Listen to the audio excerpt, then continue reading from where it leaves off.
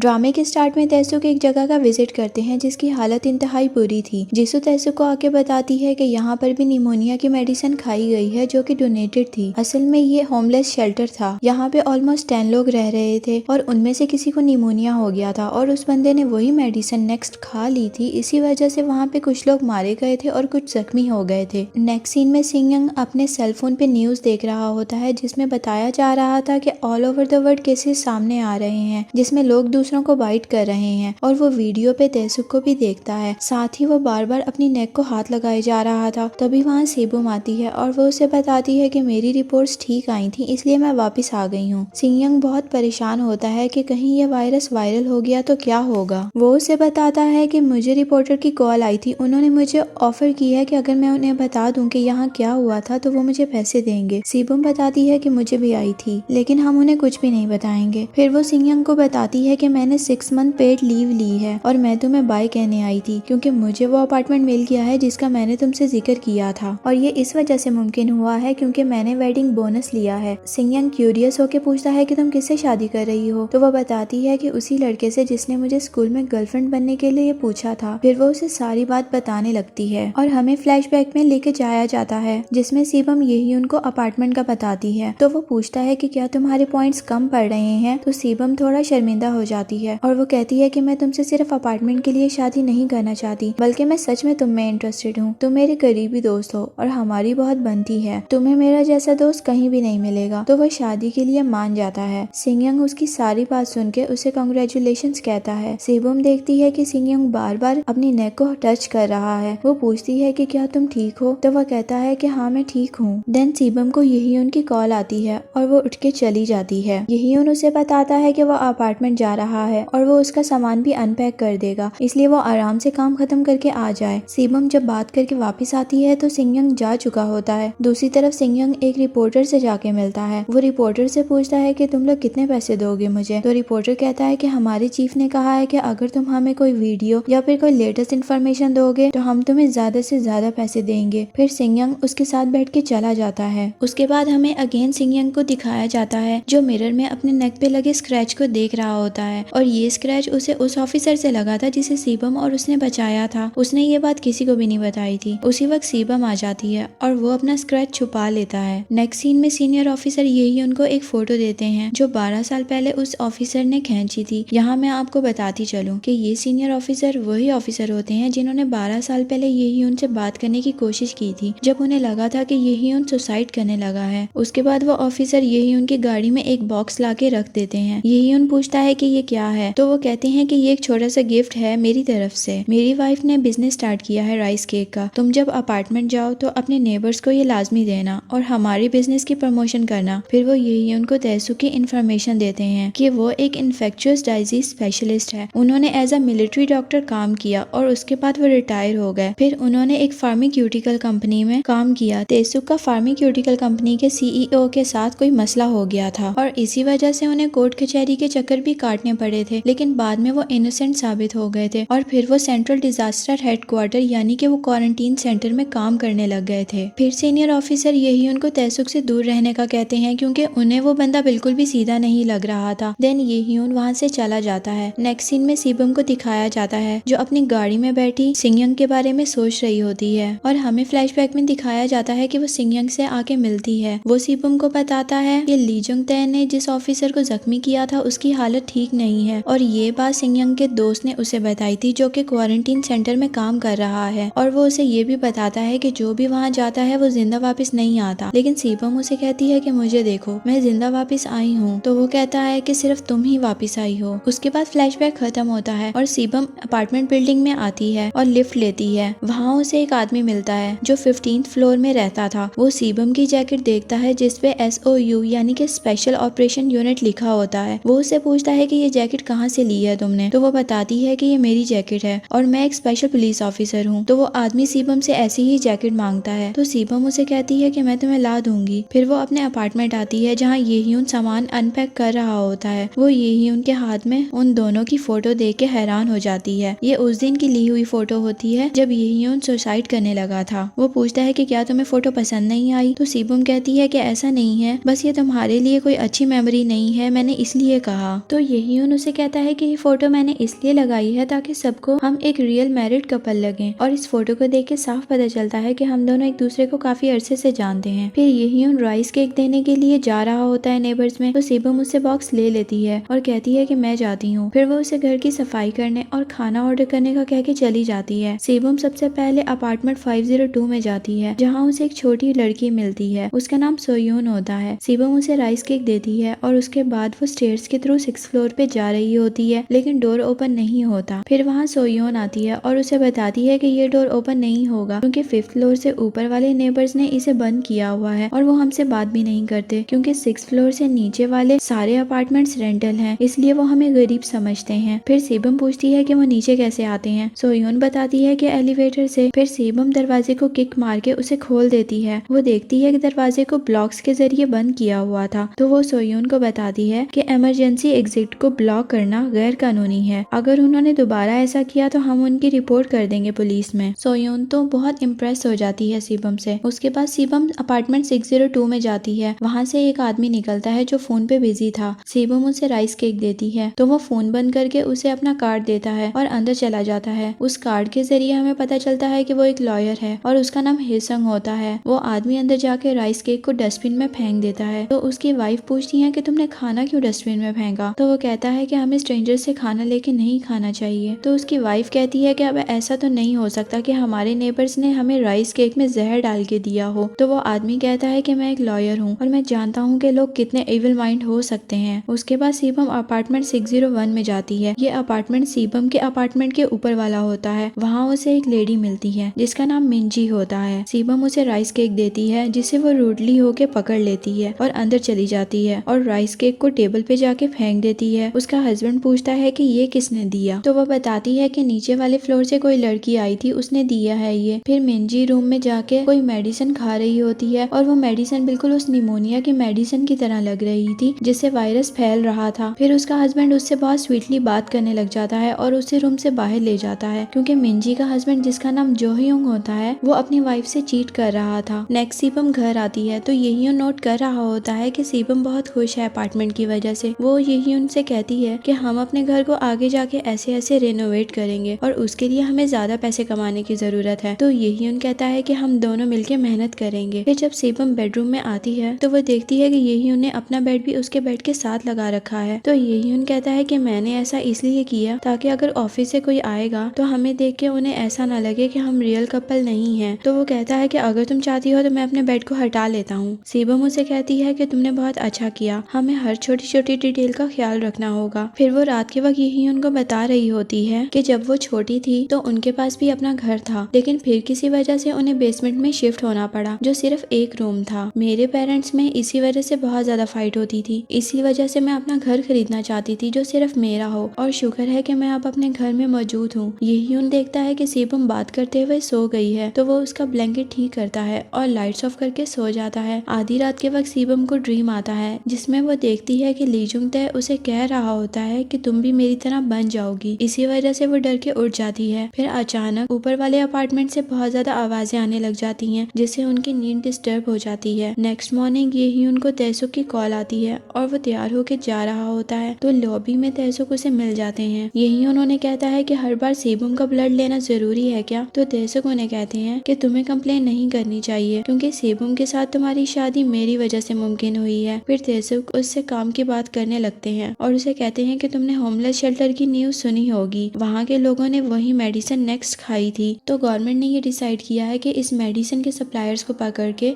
उन्हें severe punishment दी जाएगी और तुम इस काम में मेरी हेल्प करोगे। तो यही उन कहता है कि नो वेज, मैं तो बहुत बिजी हूँ। लेकिन फिर उसे अपने कैप्टन की कॉल आती है और वो यही उनको केस में कोऑपरेट करने का कहते हैं। इसी वजह से वो आके तैसुक की बात सुनता है। तैसुक यही उनको लीजुंग तय का फोन देते हैं और कहते हैं कि तुम डीलर से बात करो लीजुंग तय बन के और उन्हें मिलने के लिए बुलाओ। यही उन कहता है कि ऐसे डीलर बहुत लालची होते हैं और उन्हें जब तक कुछ पेमेंट ना की जाए तो वो मिलने नहीं आते। उसी वक्त तैसुक उसे एक बैग देते हैं जिसमें पैसे होते हैं डीलर को देने के लिए और कहते हैं कि जब तुम्हारी डीलर से बात हो जाए तो मुझे बता देना। नेक्स्ट सीबम को अपनी मॉम की कॉल आती है। वो उससे कंप्लेन कर रही होती है कि तुम नए घर में शिफ्ट हो गई हो और मुझे बताया भी नहीं। तो सीबम कहती है कि मुझे क्वारंटीन में रहना है इन्फेक्चुअस डिजीज की वजह से। तो उसकी मॉम कहती है कि ऐसी हालत में यही तुम्हारे साथ कैसे कैसे रहेगा। सीबम कहती है कि वो मुझसे बहुत प्यार करता है और मेरे साथ बहुत आराम से रह रहा है। फिर वो फोन बंद कर देती है और लाउंज में आके फ्रिज चेक कर रही होती है और कहती है कि हमें ग्रोसरी लेने की जरूरत है। उसी वक्त दोबारा से ऊपर वाले अपार्टमेंट से शोर आने लग जाता है। फिर वो तैयार होके बाहर आती है तो उसे सोयोन मिलती है जो उसे थैंक यू कार्ड देती है जो उसने खुद बनाया होता है। सोयोन उसे कहती है कि वो बड़ी होके उसकी तरह पुलिस ऑफिसर बनेगी। फिर सीबम अपार्टमेंट 601 में जाती है। जोह्यूंग दरवाजा खोलता है तो वो उसे कहती है कि रात के वक्त आपके घर से बहुत ज्यादा शोर आ रहा था, क्या कोई कंस्ट्रक्शन हो रही है। तो जोह्यूंग उसे कहता है कि मैं कुछ फर्नीचर मूव कर रहा था। फिर वो उसे सॉरी बोलता है और दरवाजा बंद कर देता है। सोयोन उसे कहती है कि ये दोनों हस्बैंड वाइफ डॉक्टर हैं लेकिन ये आदमी घर पे ही रहता है। उसके बाद सीबम सोयोन को लेके जिम आ जाती है। जब वो फॉर्म पे अपना एड्रेस मेंशन करती है तो जिम बॉय उसे कहता है कि रेंटल अपार्टमेंट के लोग इस जिम को यूज नहीं कर सकते, सिर्फ वही लोग यूज कर सकते हैं जिन्होंने अपार्टमेंट खरीदा हुआ है और जिम के इक्विपमेंट्स बहुत ज्यादा कॉस्टली हैं, इसलिए रेंटल यूनिट्स वाले इन्हें यूज नहीं कर सकते। तो सीबम उसे कहती है कि ठीक है, मैं घर पे वर्कआउट कर लूंगी। वो दोनों नीचे मौजूद फ्री एक्सरसाइज इक्विपमेंट यूज करते हैं और अच्छा टाइम स्पेंड करते हैं। अगले सीन में सिंगयोंग मिरर पीस से अपनी आर्म पे कट लगा लेता है और सीबम को फोन करके बताता है कि एक जूनियर से मुझे स्क्रैच लग गया था लेकिन वो ठीक नहीं हो रहा। मैंने ये बात किसी को इसलिए नहीं बताई क्योंकि मैं बहुत डर गया था। सीबम फौरन उसके पास जाने के लिए निकलती है। वो सिंगयोंग को लेके क्वारंटीन सेंटर जाती है जहाँ जीसू उसका चेकअप करती है। जब वो जख्म को देखती है तो कहती है कि ये तो नाइफ से लगा हुआ कट लग रहा है। सिंगयोंग कहता है कि ये जूनियर ऑफिसर की वजह से स्क्रैच लगा था। असल में सिंगयोंग ने जानबूझ के कट लगाया था ताकि वो क्वारंटीन सेंटर आके वीडियो बनाए उन इन्फेक्टेड लोगों की और रिपोर्टर को सेंड कर दे और यूं उसे हैवी अमाउंट मिलने वाली थी। सीबम उसे वहाँ छोड़ के ब्लड सैंपल देने चली जाती है। जीसू सीबम का ब्लड निकाल रही होती है तो वो जीसू को कहती है कि मेरा बैग खोलो। जब वो उसका बैग खोलती है तो उसमें राइस केक होता है जो सीबम उसके लिए लाई थी। जीसू जल्दी से पैकेट खोल के राइस केक को खाने लगती है। फिर सीबम उससे वायरस की इंफॉर्मेशन लेने लगती है। जीसू बताती है कि जब एक इन्फेक्टेड पर्सन किसी को काट लेता है तो वो इंसान हर हाल में इन्फेक्टेड हो जाता है लेकिन उसे इस बात का तब तक पता नहीं चलता जब तक उसे शदीद प्यास न लगने लग जाए। तो सीबम उससे इसका इलाज पूछती है। जीसू बताती है कि अभी कोई इलाज नहीं है। जब इन्फेक्टेड पर्सन को प्यास लगती है तो वो पागल हो जाता है और दूसरों पे हमला करने लग जाता है, इसलिए हम उन्हें ठंडी जगह पे रखते हैं ताकि उन्हें प्यास जल्दी न लगे। सीबम कहती है तो ये सच है कि यहाँ से कोई जिंदा वापस नहीं गया। जीसू कहती है कि तुम बहुत लकी हो इस मामले में। फिर जब वो दोनों सिंगयोंग के पास जाते हैं तो वह वहाँ होता ही नहीं है। सीबम कॉल करके उससे पूछती है कि वो कहाँ है। सिंगयोंग उसे बताता है कि मेरी एक फैमिली है, मैं यहाँ मरना नहीं चाहता इसलिए मैं यहाँ से जा रहा हूँ। मेरे पास एक रास्ता है जिंदा रहने का और पैसे कमाने का। ये कह के वो फोन बंद कर देता है और वहाँ जाता है जहाँ पे बहुत सारे रेफ्रिजरेटेड ट्रक खड़े होते हैं। वो उनमें से एक खुले ट्रक के अंदर चला जाता है। वो अंदर देखता है कि बहुत से इन्फेक्टेड लोग अंदर मौजूद हैं और उन इन्फेक्टेड लोगों को ट्रक में सेक्शन बना के रखा होता है। इतने में सोल्जर्स उस खुले ट्रक को देख के जल्दी से उसे बंद कर देते हैं और सिंगयोंग अंदर लॉक हो जाता है। जब वो दरवाजा खोलने की कोशिश करता है तो वो खुलता ही नहीं है। फिर उसे रिपोर्टर की कॉल आती है जो उसे वीडियो भेजने का कहता है। सिंगयोंग उससे गुस्से में बात करता है और कहता है कि पहले मेरे अकाउंट में पैसे ट्रांसफर करो फिर मैं तुम लोगों को वीडियो भेजूंगा। उसकी आवाज से कुछ इन्फेक्टेड लोग उठने लग जाते हैं तो वो उनकी वीडियो बनाने लग जाता है। नेक्स्ट सीन में ये ह्यून और तेसुक एक वेयर हाउस में जा रहे होते हैं जहाँ पे नेक्स्ट मेडिसिन को स्टोर किया गया था। ये ह्यून बता रहा होता है कि ये डिजीज बाहर की कंट्रीज में भी फैलने लगी है तो क्या ये मेडिसिन दूसरे मुल्कों में भी अवेलेबल है। यही बातें करते हुए वो लोग वेयर हाउस के अंदर चले जाते हैं जहाँ पे एक गाड़ी खड़ी होती है और उसमें 3 लोग बैठे थे। वो यही उनसे पूछते हैं कि लीजुंग तय कहाँ है तो वो उन्हें कोई जवाब नहीं देता बल्कि उनकी अच्छे से पिटाई करता है और फिर उनसे मेडिसिन का पूछता है कि वो कहाँ है। एक लड़का बताता है कि मेडिसिन गाड़ी के ट्रंक में है तो यही उन जाके ट्रंक को खोलता है और उसमें से एक ज़ॉम्बी बाहर आता है और वो यही उन पे हमला कर देता है जिसे तेसुक आके गोली मार देते हैं। यहाँ यही उन बहुत हैरान हो जाता है और तेसुक पे गन पॉइंट करके उनसे पूछता है कि ये तुमने क्या किया, एक ऑफिसर के सामने तुमने किसी को गोली कैसे मारी। तो तेसुक कहते हैं कि तुम्हें ये इंसान लगते हैं क्या। फिर वो एक लड़के के पास जाते हैं जिसे पिलर के साथ बांधा हुआ था। तेसुक उससे पूछते हैं कि ये आदमी ज़ॉम्बी कब बना तो वह लड़का बताता है कि मैं तो इस आदमी से पैसे लेने गया था तो ये पहले से ज़ॉम्बी बना हुआ था और अपनी फैमिली को परेशान कर रहा था इसलिए मैंने उसे ट्रंक में बंद कर दिया। अब वो मेरा एक सिक्योरिटी डॉग है जिसे खाना भी देने की जरूरत नहीं पड़ती। ये कह के वो लड़का पागलों की तरह हंसने लग जाता है। इतने में तेसुक को कॉल आती है और वो यही उनको बताते हैं कि क्वारंटीन सेंटर में कोई प्रॉब्लम हो गई है और वहाँ सीबम भी मौजूद है। यही उन ये सुन के परेशान हो जाता है। फिर सीबम को दिखाया जाता है जो सिंगयोंग को ढूंढ रही होती है। उसे पे सिंह की कॉल आती है। वो उसे बताता है कि ये इन्फेक्टेड लोग अब इंसान नहीं हैं और साथ ही फोन बंद कर देता है। सेबम उसे अगेन कॉल मिलाती है और फोन की आवाज एक ट्रक से आ रही होती है। जब उस ट्रक के डोर को सोल्जर्स खोलने लगते हैं तो सेबम चिल्लाती है कि इसे मत खोलो, लेकिन थोड़ा सा डोर ओपन हो जाता है और उसमें से बहुत से इन्फेक्टेड लोगों के हाथ बाहर आते हैं। बड़ी मुश्किल से डोर को दोबारा बंद किया जा रहा होता है और सेबम की नजर अंदर सिंह पे पड़ती है जिसकी आईज सफेद हो चुकी थी, यानी कि अब वो भी एक ज़ॉम्बी बन चुका था। अगर आपको ये वीडियो पसंद आई है तो इसे लाइक और मेरे चैनल को सब्सक्राइब लाजमी कर दें and don't forget to press the bell icon. Bye bye.